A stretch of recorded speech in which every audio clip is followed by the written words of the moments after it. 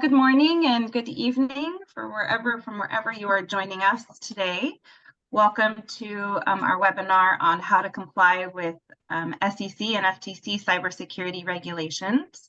I think we're going to have a really good discussion today about these regulations, and it'll be extremely informative. Thank you very much for joining us. We're joined today by Tom and Jannie, and I will be hosting it. My name is Kelly Weber. I'm a senior manager here at Turnkey Consulting. I've got about 15 years experience in governance, risk, and compliance and all things security. And I'll be joined by Tom and Jannie. Tom, you want to introduce yourself? Yep. Thanks for joining us, everyone. I'm Tom Venables. I'm the Director of Enterprise Solutions for Turnkey Consulting. I've been securing large-scale IT systems for about 20 years now, and integrating those with risk management. And thrilled to be talking to Jannie today. Jannie.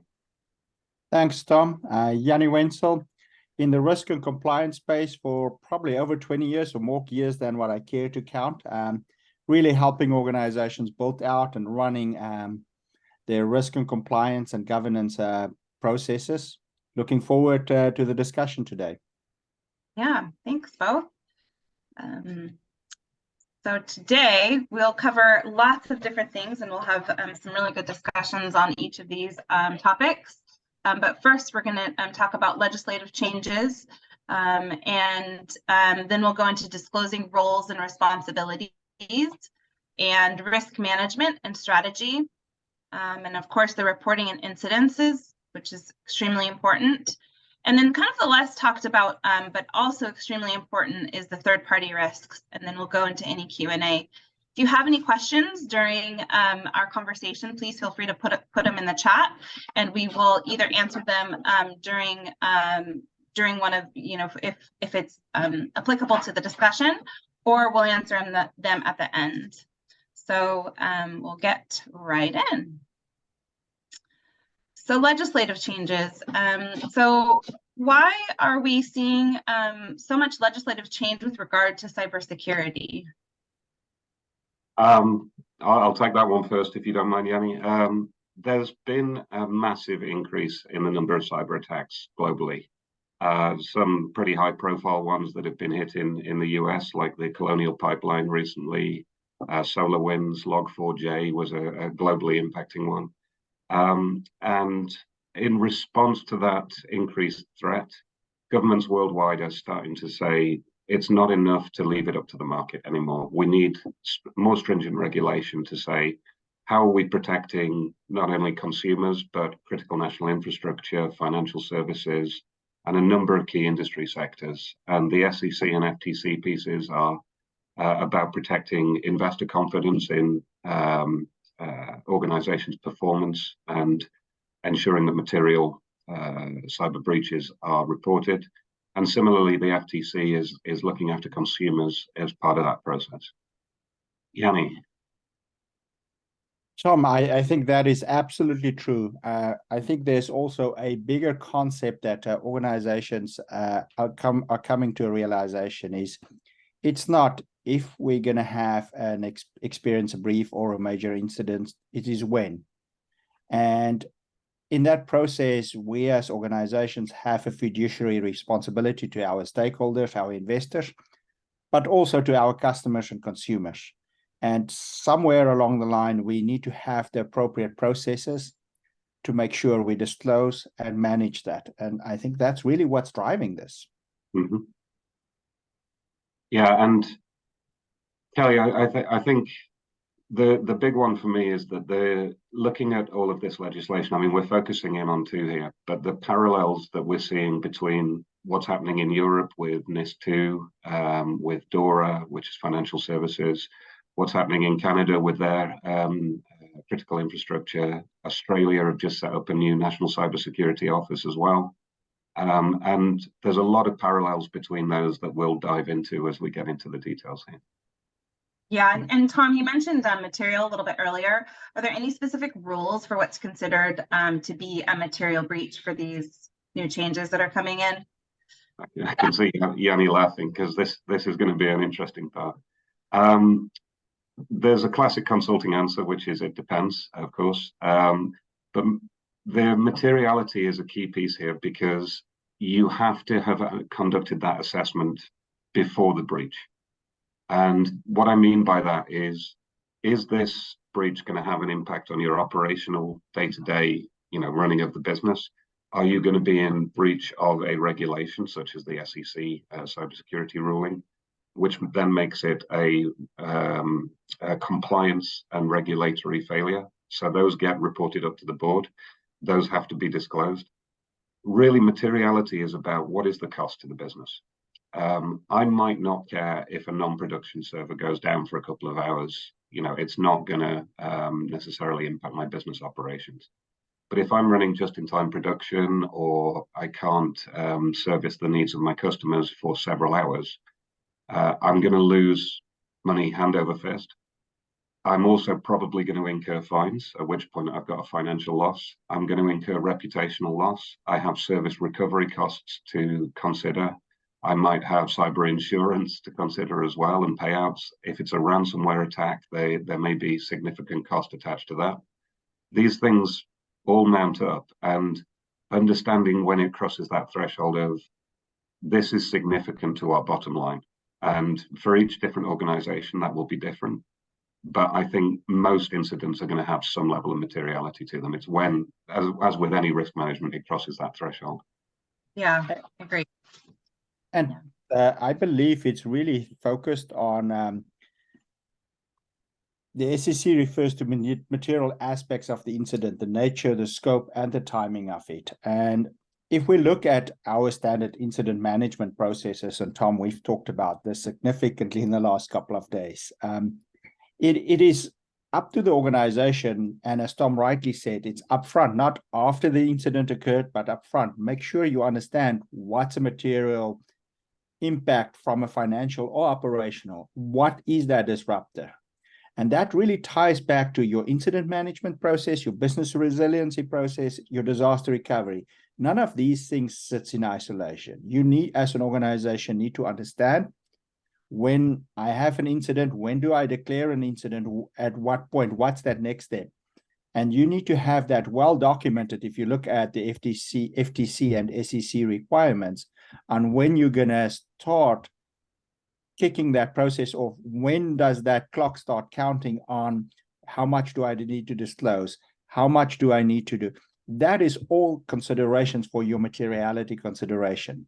If there will be a significant disruption, and that's really determined on your type of business, the type of process, and your appropriate stakeholders from third parties, from your clients and internal, that really drives all of those conditions. It's not, unfortunately, as Tom said, not a simple answer, but it is an answer that you as an organization need to work through up front. It's too late to start having those discussions when it happened, because you're going to get hammered from all sides at that point. Yeah, I mean, tie it back to your business impact assessments that you do, tie it to assets that are impacted and their place in the processes. We have a question that's come in that is related to this piece, which is from Fernando. Regarding the regulations, it says, if any, regarding risk processes or documents, does that mean it's not mandatory to present in the annual report? Not necessarily. So you must have the processes in place to manage your cybersecurity risk. That is one of the key requirements, and we'll come into that in a moment. You must have a risk management process in place. And if you suffer a breach that meets your criteria for materiality, and I think that's going to be one of the areas that a lot of people struggle to address over the next few months, then you must disclose it, and it should be part of the annual report as well. I hope that answers the question. And Tom, I would add to it, it's not necessarily a new concept, because if we go back years ago to what was with SOX and determining materiality for SOX, there was guidance, and there is guidance. Yeah. And I don't think it's that far off. The challenge is we not necessarily only look at a quantitative materiality, we're also looking at from a qualitative point of view, and that's where operational, financial, reputational, legal, and disclosure really comes in. Yeah, and that's one of the problems of not tracking cybersecurity as its own risk category at that sort of strategic and enterprise risk level. It is a significant part of several of your strategic risks. Yeah, and you guys mentioned, Jannie, you mentioned SOX, which is only specific companies that were, affected by that. Now, as a security consultant, I would argue that it's best practice to follow it regardless of whether or not you're affected by it. But for these legislative changes, are there specific companies that will be affected, and what kind of penalties will be enforced if they're found to be in breach of any requirements?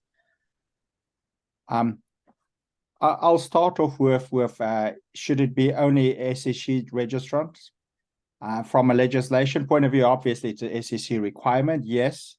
I would say there are so many other regulations and compliance obligations that you need to consider that you as an organizations really will have to comply. And if you look at White House directives on critical infrastructure and others, there are such a multitude of different compliance obligations. It will be the prudent and responsible thing to comply and have appropriate cybersecurity processes in place and reporting standards in place. It will protect you as an organization. It will get you into a spot in getting to the right answers on how to manage an incident. And it is really about, as I said before, it's not if, it's when, and it's about when it happens, how prepared are you to manage that process and how prepared are you to report on it versus it's not going to happen to you. That's just not the reality of in today's space. Yeah, I completely agree. I think although the legislative push and the compliance angle may only apply to companies that are in scope for the SEC at the moment, the principle that there is being espoused here is good security best practice that all companies should be looking at. The advantage that you have if you're SEC regulated is that this legislative change may help unlock the funding to do what you already know you need to do. I mean, most of this stuff is good security practice that we all know about, but you don't necessarily get the dollars unlocked to fund it. This actually turns it from why would we spend that money to actually it's going to cost us more not to spend that money. So it shifts the investment decision. Yeah. And there's another question in here too from Fernando. Says actually regarding risks, addresses says not only a risk management, also have third parties or external to help your risk assessment. So just wondering if we should incorporate that in our processes, not only because it's a good practice, but for the security, the SEC report. And maybe we'll talk about that in third party in our third party discussion. But I don't know if one of you wants to answer that one. I think it's great to get somebody in who can help you with your risk assessment and your risk management processes. The third-party risk management piece is very key. So you really need to assess the practices that they have and prove that you've done your diligence in your supply chain, either for software, hardware, components, or services. I think to answer the actual part of the question, you should incorporate that in your processes, and you should be able to point to it, definitely. And maybe to further justify that, very few of organizations' physical walls are very clearly defined as of today. If you talk about supply chain, if you talk about distribution to your clients, there are oftentimes multiple parties involved. And that means if you look at your risk from a process point of view and how significant that process is, you need to consider the entire process and how do I deliver my products to my my clients or obtain the products from my suppliers. That means I am utilizing third parties in delivering it. Now, what's very interesting is there's a significant amount of studies done on the impact of breaches which involve third parties. On average, the breach size is 13 times bigger when a third party is involved. So if you haven't got the processes in place and did the materiality assessment, the risk assessment on that, you actually run a much bigger exposure if you don't include for third parties. It is vital that you do that, because just from a pure fiduciary responsibility, that covers you. Yeah. And third-party risk is one of the commonalities that we see in every piece of legislation. It's now sharing accountability and saying your risk is also your supplier's risk. Yeah. I'm going to move on to the next slide for disclosing roles and responsibilities. So we've talked a little bit about that, but it's clear that companies need to take, obviously, cybersecurity very seriously and their disclosures seriously. So what guidance is given on how to achieve that? So they changed the wording in the final ruling. Initially, they said that the CISO should be appointed to the board. That was in the proposed language. That one was disputed heavily by the respondents to the proposed ruling. And now they say that the board accountability, the board must be aware of the risk posture and the cybersecurity risks to the organization. They should have visibility of the risk management processes that are in place and the residual risk that leaves. And they must appoint a responsible manager for it. Whether they call that a CISO or not, somebody has to have accountability and responsibility for managing cybersecurity risk for the organization. So that's clearly enumerated. What we have seen with previous SEC rulings, even before this rule comes into effect on I believe it's the 18th of December, they have, where there has been an attempt to sweep an incident under the rug, both the CISO and the CEO have been fined and held liable and had suspended prison sentences and things like that. So they're starting to flex their muscles a little bit about holding people accountable for these. And I think underlying all of this is sustainability. If you think about this as the SEC rule says, I need to, therefore I'm doing it once, that's not the intent of the rule. The intent of the rule is to have an organization have a robust program. So how do you make this a sustainable program? How do you have your people, process, and technology in a sustainable process where you can, if something happened, here is my playbook. Here is my process that I need to follow. How do I disclose in my financials or on my 10K that I have a robust program? I have a program that's tested. Yeah. That repeatable process, having some sort of technology involved to help you have that, some sort of process involved, and I'm saying that with a little bit of tongue in the cheek, we're saying some sort, you have to have a process. And to make this sustainable to the complexity in big organizations, you need the technology to support those processes. And then enable the board and the CISO to be able to execute on that. Yeah, I couldn't agree more. I think without the technology in place, the difficult question for a CISO or equivalent, a security manager of an application even, to be able to demonstrate that their controls are addressing cybersecurity risk. You might have the best controls in the world, but if somebody comes along and says, prove it, and you can't, that's where you're going to struggle. So actually tying the controls piece back to the risk piece as a reporting mechanism, that's going to be critical for organizations going forward. Yeah, and Tom, you mentioned accountability several times, but who's actually liable in the event of a breach? The CISO is definitely going to get it in the neck, unfortunately. That's why it's quite a high stress position with quite a high turnover if you read the press. But they're not the only one.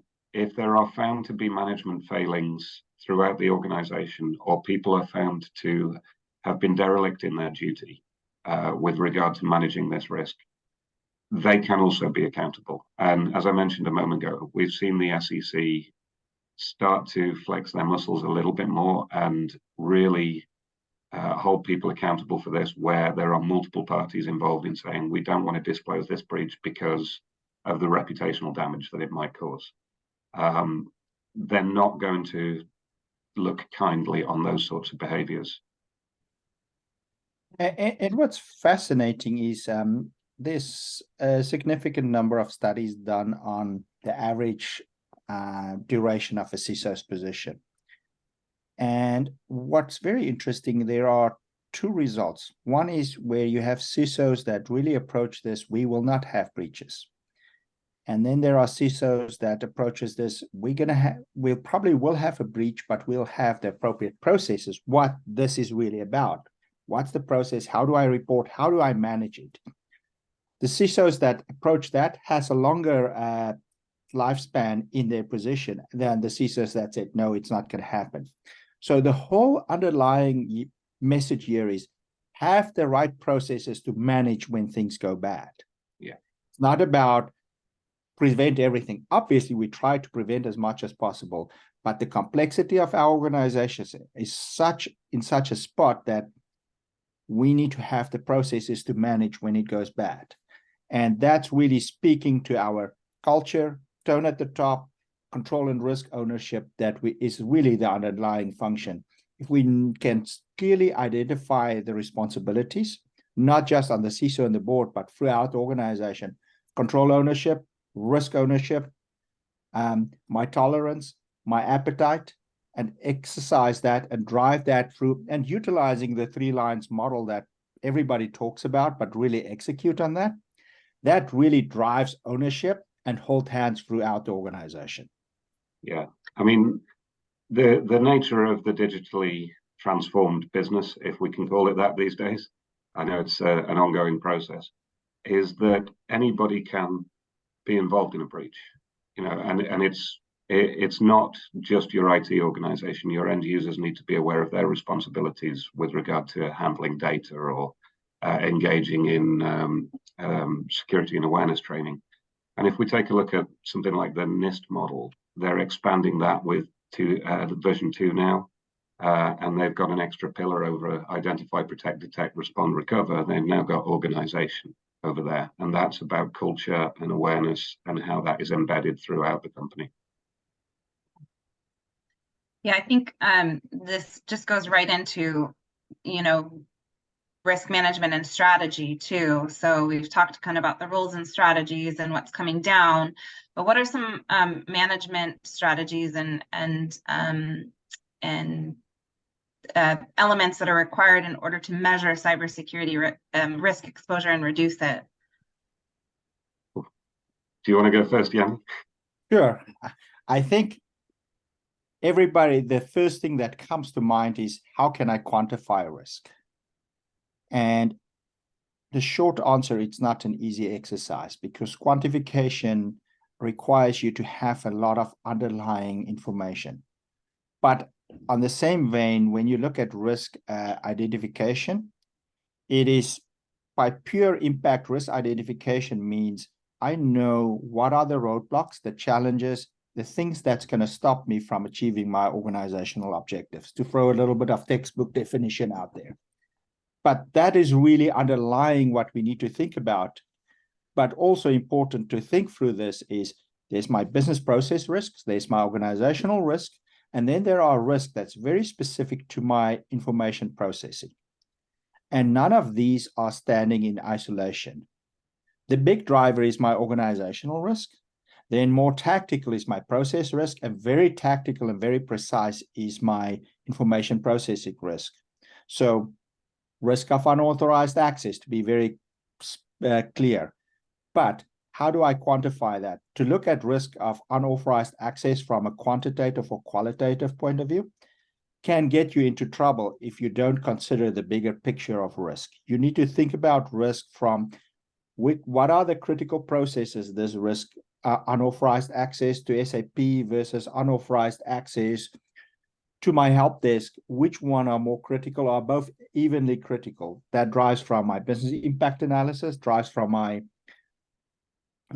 critical processes, drives from my, is it internal, is it external? All those are risk factors that we need to define.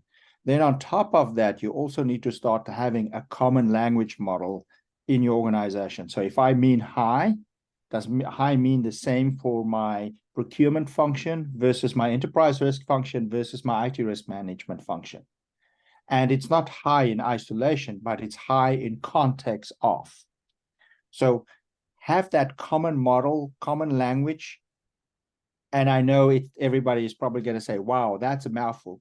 But you need to start with certain areas in your business and build it out and have that roadmap and plan. And that's part of that disclosure, what you do when you talk about your risk management program. Organizations are required to disclose their top risk in their 10K. Now, on top of this, they need to respond and disclose their risk management process for cybersecurity. So it's not a new thing. It is just expanding that initial disclosure requirements. Not necessarily sure if the SEC really thought it through that way when they started putting the plan together, but that's the reality of what we deal with. And then have that clearly defined and have everybody involved. Now, I rambled on a lot here, but there is quantitative and there's qualitative. And let's make sure we understand what those mean. It is oftentimes very tough to start with a pure quantitative risk assessment. But if you understand the terminology and what high, medium, low, 4x4, 5x5 risk matrix mean, and have that communicated, that is a long way and get you a lot further down when you start talking about materiality and risk identification. Yeah, and then to expand that into the quantitative piece, you know, by the time you're talking to your IT organization about cyber risk, you need to apply those risks to the assets that are impacted.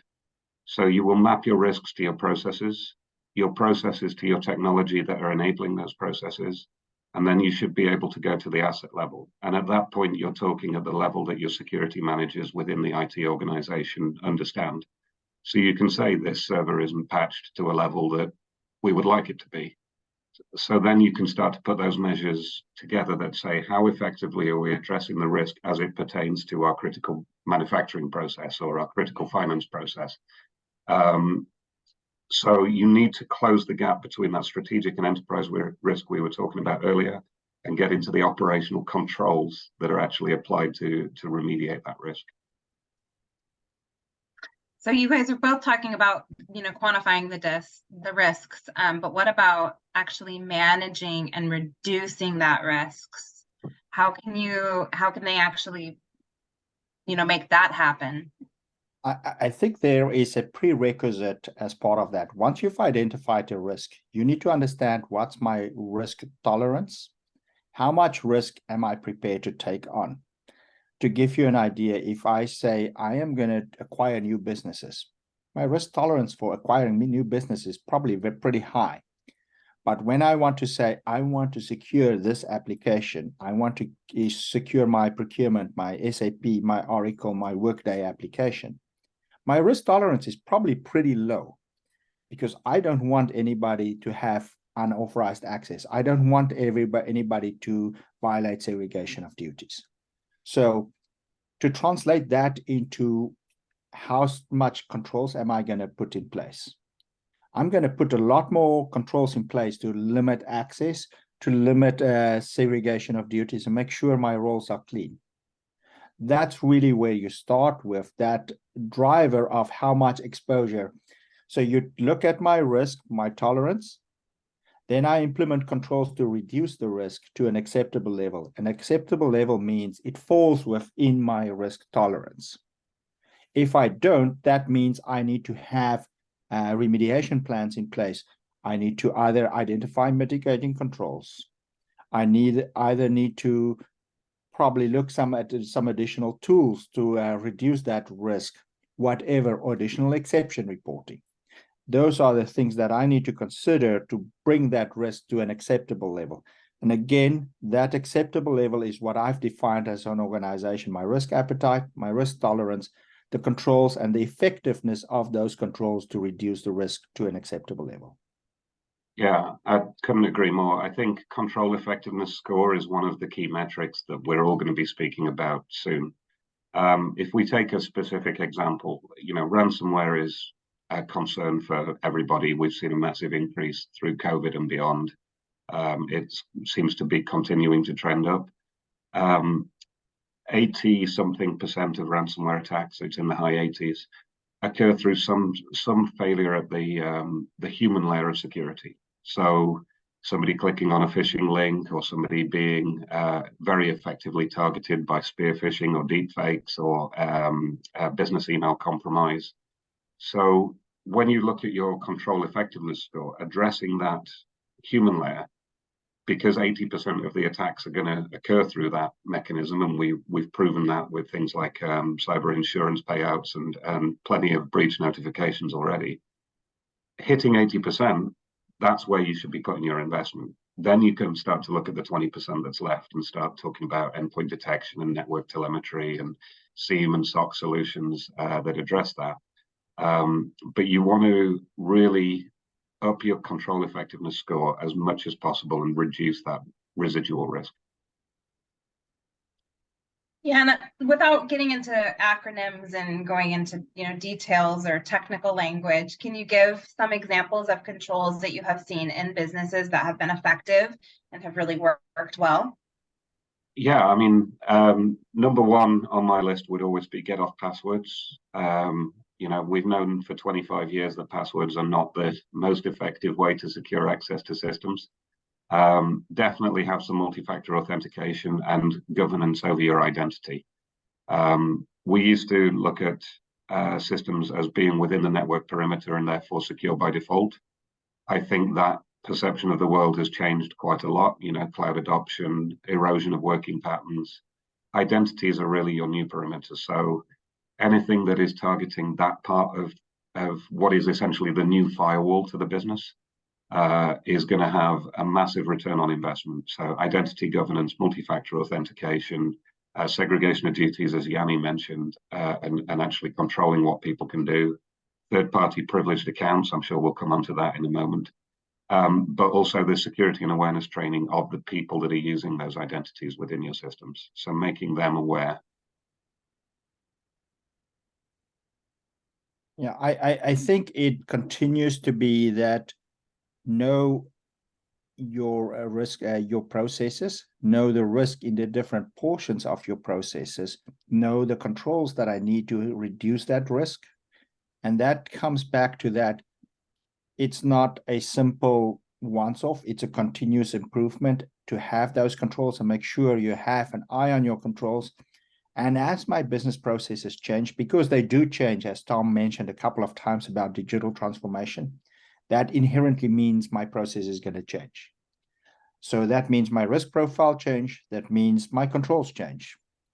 So segregation of duties, what I have access, those definitions change because the system changed. Make sure you have a continuous handle on what those are.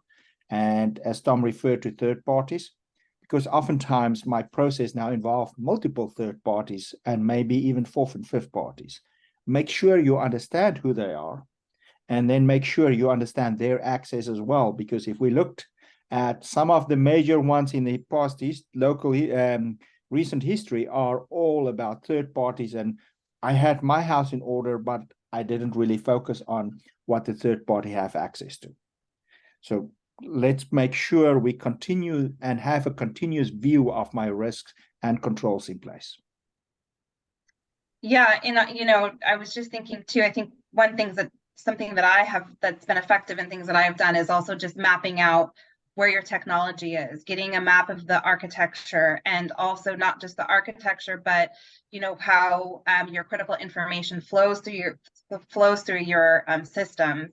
And once you kind of map that out, I think those will also mark some heat points, some critical points of your infrastructure, maybe even some weak points in your infrastructure that you can target for your controls, and also make sure are part of your risk management and your reporting, so that you can be well aware of those points in your system. So I'm a visual person, so process flows and architect diagrams have always really helped me with just exactly the strategy and management of where the risks are. So. Yeah. And Kelly, I think an important thing that you brought up there that really talks about that's probably a big struggle for most organizations is a complete CMDB. Yes. It is. Yeah. It is probably, and on top of that is the other really unknown factor is shadow IT. Yeah. And if you don't have a handle on those, and I think there are very few organizations that have a complete handle on those, that's your continuous chasing to get that right.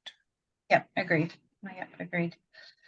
All right, so we've talked a lot now. I think, and this is a big hot button, right? Is these third-party risk management and how to actually manage third parties. So I just talked about, your internal infrastructure, but when you start getting information and start giving control over to third parties, how can we manage that as security? So with digital transformation, cloud solution is big right now, adoption and increased outsourcing. Cyber risks can be introduced by third parties.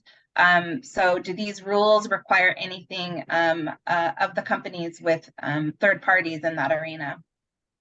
Yeah, this is probably the biggest change globally, is tying third party, fourth and fifth party to the risks of the customer organization. You have to be able to prove that anything you're procuring as part of your supply chain is not introducing vulnerabilities. So if you make routers as part of an internet service provision business and you buy your chips from an organization that you can't trust, you are going to be possibly in breach of regulation. Similarly, if you bring in a managed service partner for your IT governance, and they're responsible for your IT administration day to day, and you've not done your diligence about their security practices and made sure that they are responsible custodians of your critical data, you are going to be pilloried, I think is the right word. It's not enough to say we have contractual protections. It's not enough to say we have cybersecurity insurance at this point. You have to have done your diligence. You have to understand where these vulnerabilities can be introduced. Third-party attack chains, as Jannie highlighted earlier, are very effective. It might not be effective to target a multi-million-dollar or multinational oil and gas corporation that is spending billions on their cybersecurity. But their third-party supplier, who isn't spending as much and doesn't have the same robust cybersecurity operation, might be a softer target if you're trying to attack them. And that's the way the attackers think. So they will go after small suppliers, even large suppliers to these organizations, to try and compromise the chain. And I think Jannie mentioned it earlier, shadow IT. If you're not familiar with the term, it's the fact that it's very easy to procure IT solutions now and not necessarily go through the governance and centralized procurement processes that it traditionally used to be. As an example, I could be a financial controller for a region for a multinational and decide that I'm going to use a cloud-based ERP to govern my finances. All of a sudden, my company's data is in this cloud-based ERP that hasn't been assessed. We've not implemented the same level of rigor and controls over it, and my data's left my enclave. You have to be aware of that. There are things you can do with network telemetry and endpoint detection and indicator of compromise information to identify those, but recognize that you have to spend effort in order to do that. I want to, Tom, as you speak, I think I want to throw out a concept of, we talked about digital transformation. We talked about moving to the cloud. What does that mean other than my entire environment is actually becoming third party? If I run on a cloud solution, it's a third party. Very few of the applications we're using today are on premise. Very few organizations still have their own data center. Mm-hmm. That means it's third party. So cybersecurity and third party risk management become the same thing. Now that could be seen as a controversial statement, but I don't think it is, because every single control now means that. Now I want to throw out another concept here is, if you try to manage third-party risk as an arm's length transaction, that's a point in time looking back. We need to be proactively managing our third-party risks. Yeah. Because I think, Tom, you said it earlier on, is you need to jointly start managing risks. with your third party. It's not, I'm sending you a sick questionnaire. There you go. We've got this. No, it's also not, let me go and hire a continuous monitoring solution of a third party. No, I'll use the example of what happened in the Suez Canal last year. Yeah. Okay, we can say, oh, that's not a cyber risk. It actually is. Because guess what? I had to get my chips, my motherboards, all shipped to me so that I can continue to maintain my operations. While if that's not on time, I need to look at secondary or alternative suppliers. Did I do the appropriate due diligence, as Tom said earlier on? That secondary supplier, do I know where those chips comes from? If they're coming from China and I'm in a critical infrastructure business, that means I'm in violation of some regulations. Yeah. You just cannot do this in isolation. It is inherently part of every single process you do. Yeah, and not only that, but responding to a breach, identifying a breach and responding within this 4-day window that the SEC and FTC are specifying now. So notifying consumers, notifying regulators that there has been a breach within that time. Your third-party suppliers are part of those response plans now. So you need to test those response plans, not just with your internal management and the accountability internally that we were talking about. You've got to bring your third-party suppliers in, especially if they're running your SOC operation or your incident management operation or your service desk, or your software as a service hosters, etc. And you have to understand where the responsibilities lie. You might have gone cloud hosted, but the secure configuration of the application may still be your responsibility. And you need to understand where those lines lie. Yeah, Tom, I'm just going to reiterate what you just said too, that, I think a lot of businesses and a lot of clients that I work for, when they go to cloud, they think that they have now removed their responsibility to cybersecurity and to their information, but that's just not true. So, what can companies do to demonstrate they're actually doing their due diligence to do these risk assessments of these third parties? It starts with a contractual review. It certainly doesn't end there, but weirdly, procurement, when they're involved in these large scale procurement projects to identify suppliers, they're going to be part of the first gatekeeping piece, and it's on us as security professionals to make sure that they have very stringent requirements that they cannot breach. So we might have a functional requirement for an ERP replacement, right? And it has to support the business process and everything else. Security requirements need to be treated as important as the functional requirements. And a few years ago, I was working with a supplier who anything to do with security, they bundled at the bottom of an RFP that said non-functional requirement. And when I explained that if people can't get in and use this securely, then it's not a good solution. They're like, oh, maybe we need to move it up the priority list, right? It is about really being inherently part of your business. If you don't bring that part of your business and handle it as appropriately, as Tom said earlier on, it's not going to get you there. You're going to get yourself in trouble. Yeah, great. All right, well, I think we're at the end of our slides here. If you have any questions, please put them into the Q&A. I did have one question come in that wasn't quite answered, was just about, when we're talking up to the board and to, the CEOs, there's a lot of acronyms and a lot of technical language that comes in. So how can we start having these conversations and risk management and, conversations about, the regulations that are coming in intelligently with these, board members and the CEOs to where they will take security seriously? What are some of your thoughts on how to do that? I mean, I'm as guilty as anybody of using the 3-letter acronyms for everything. I've probably done it 17 times in this call, but the key thing is to put it in terms that your audience understands. So if you're major retail client, don't talk about cybersecurity risk in isolation. Talk about how it affects a risk of shrinkage in the organization. Because that's a risk that they understand, the loss of stock, the misappropriation of goods. If you're talking to your finance organization, talk about it in terms of regulatory risk or financial risk to the organization. If you contextualize it the way that they're already discussing risk, it becomes a lot easier. So there's a learning part on the piece of the security professionals to contextualize.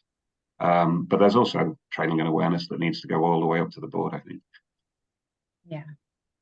And I want to emphasize what you say, Tom, on the training and awareness. I have to say, working with multiple boards, they are a lot more educated than what they used to be. But it's up to us as cyber security professionals to make this and translate this into plain English. And I know it's not always the easiest thing, but it's critical for us to do that so that we can bring our leadership in organizations along. We have to do that. And then training and awareness, training. Yeah. Yeah. And finally, I think the main thing is test.